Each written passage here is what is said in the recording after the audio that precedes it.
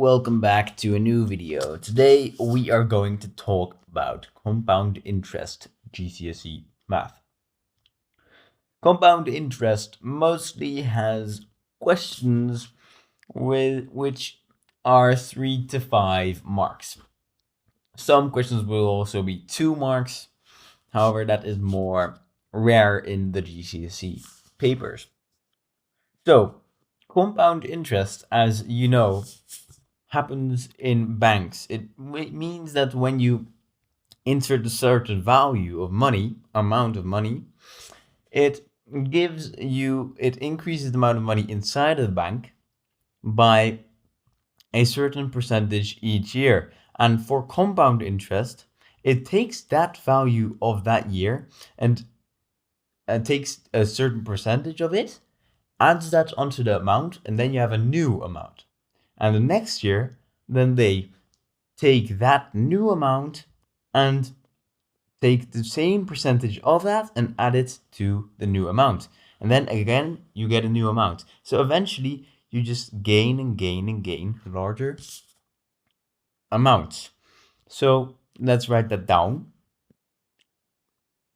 So let's start now. So let's use an example in this question. So this question is worth, I believe, 3 marks. And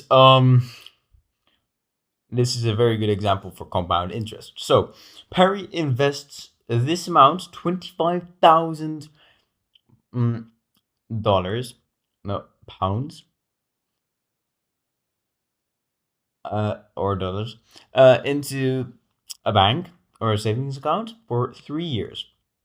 And the compound interest is 2.7%. So let's see. You have to calculate the total amount of interest Perry will get after 3 years. So the initial value, or the first value, is 25,000.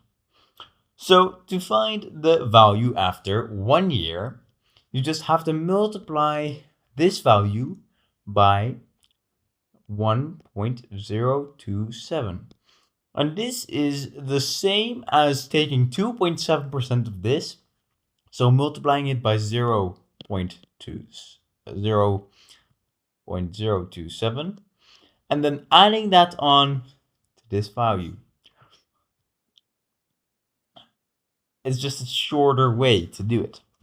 And why it's 1 is because this represents 102.7%. The 1 represents the 100, and the 27 represents the 2.7. If it was 27%, the 2 would be here. Okay, so 25,000 euros, or no, dollars, multiplied by 1.027 will give you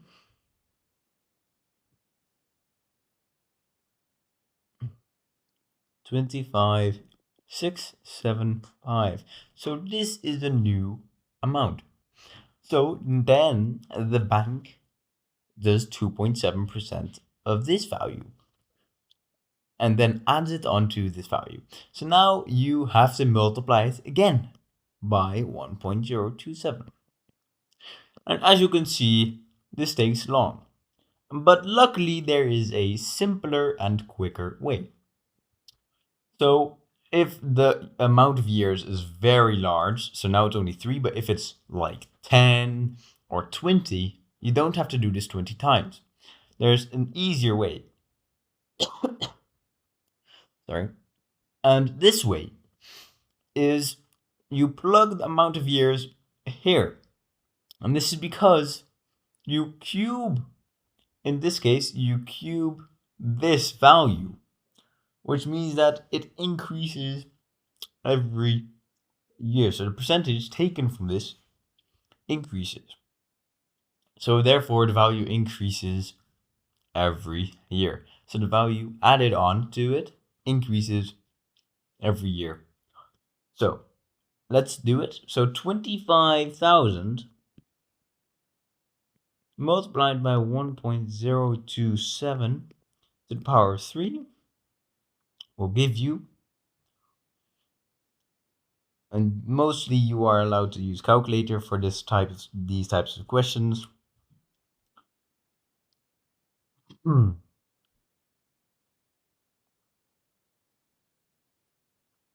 So that is equal to 27,080. And that is that is not the final answer. This is the final value that Perry gets back if she takes the money out of the bank again after 3 years. However, you have to find the total amount of interest. And that is what she gets. So 27,080 minus 25,000 is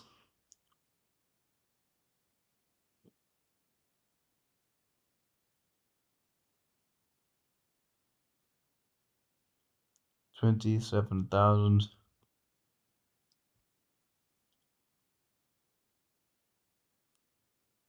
is approximately 2,080. And this is two significant figures.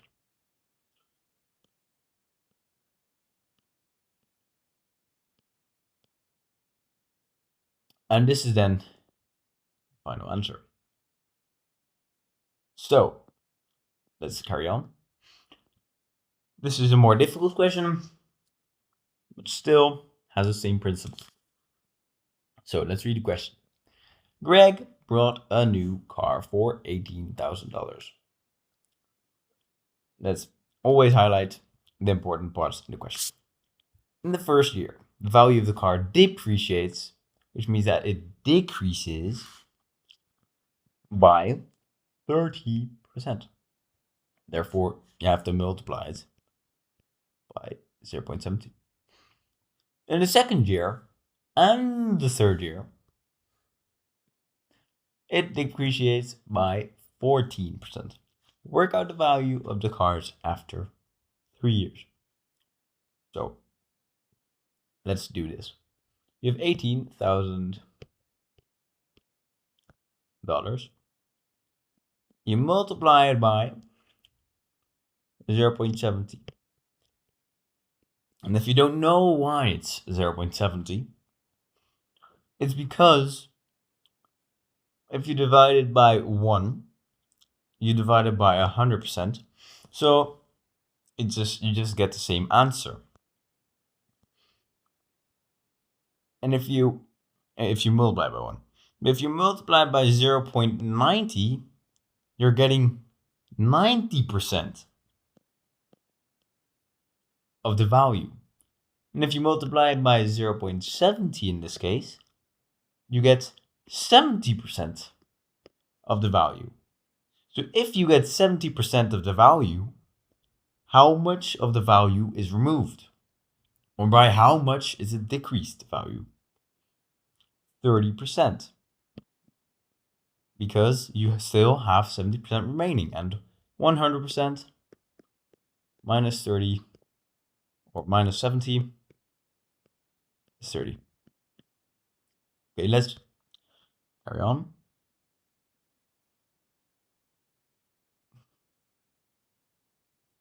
That's 12,600.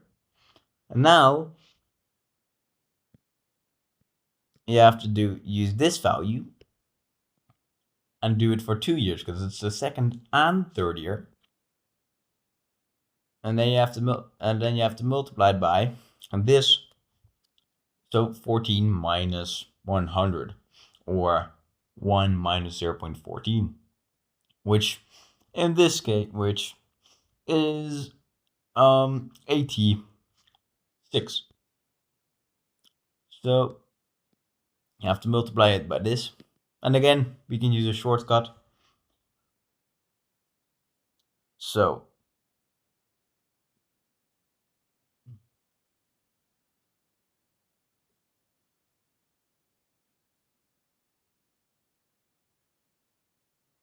So eventually you end up with this value.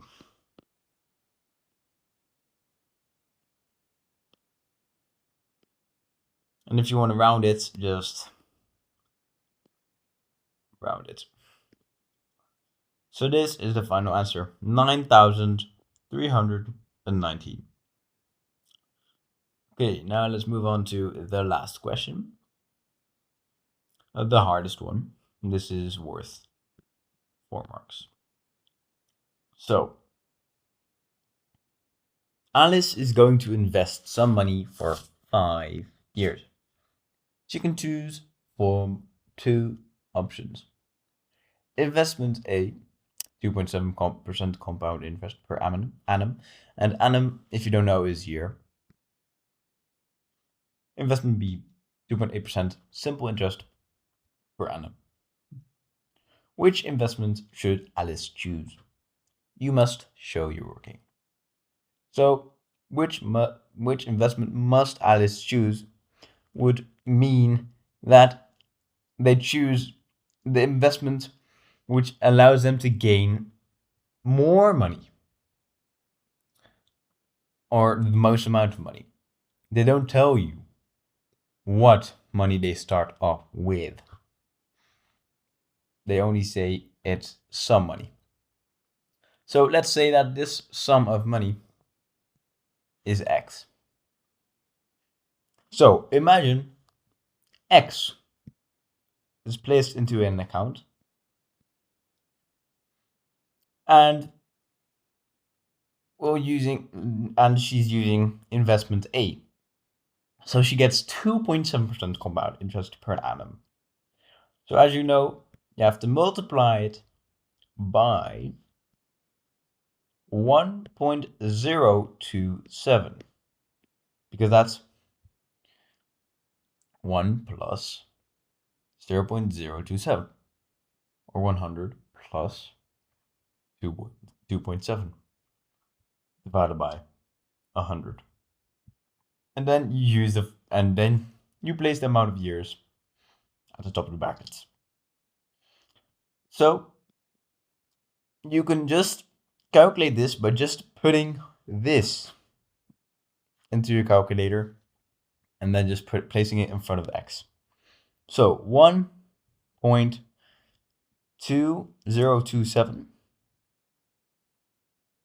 to the power of 5 will give you 1.14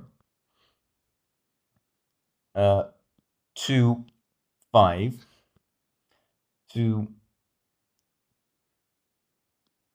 5 significant figures. However, you don't need to keep it that specific. X. So this is the amount of X that she gets back.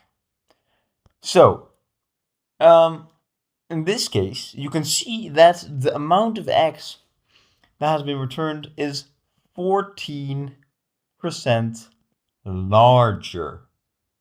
So if X is 100, she would receive 114 euros back, or dollars, or pounds. Okay, and now if Alice uses the same amount of money and invests in investment B, however, this is simple interest. And simple interest is when it doesn't take the new value.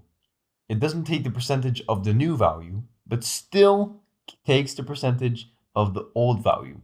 So if you put 100 inside of a bank and then take simple interest for 3 years or 2 years, let's say 2 years, then the first year, for example, 2% is being added of 100, so you'd get 102, and then you don't take another 2% of 102, but you take 2% of 100 again. So the next value after the 2 years will be 104. So let's write this down. Okay, so for this, you take 2.8% of the value of x and then multiply it by the number of years. So let's multiply it by 2.8%, or in this case, you have to do it 0.028% to 8 to get the percentage, which gives you this. And this then you have to multiply by 5.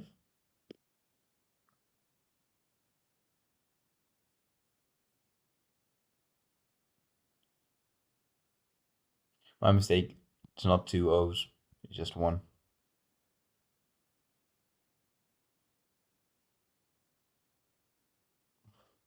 That will give you 0.14x.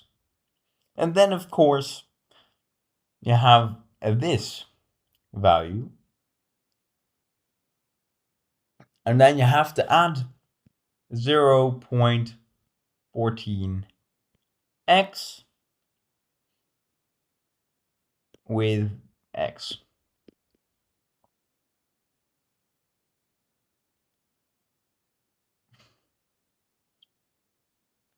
Which is 1. Which is, it's 1x, so it's 1.14x.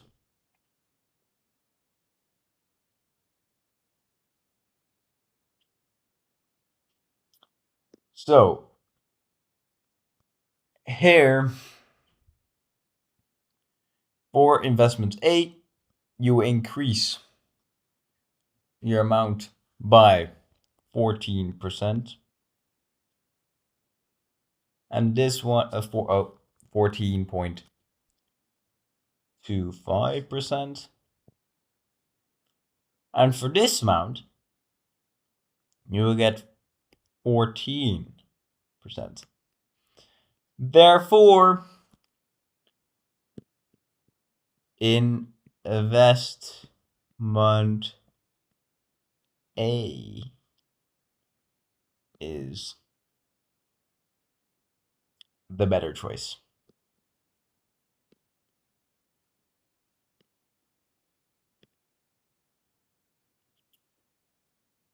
Okay, and that was it for today's video. Thank you guys for watching, and please like and subscribe and comment.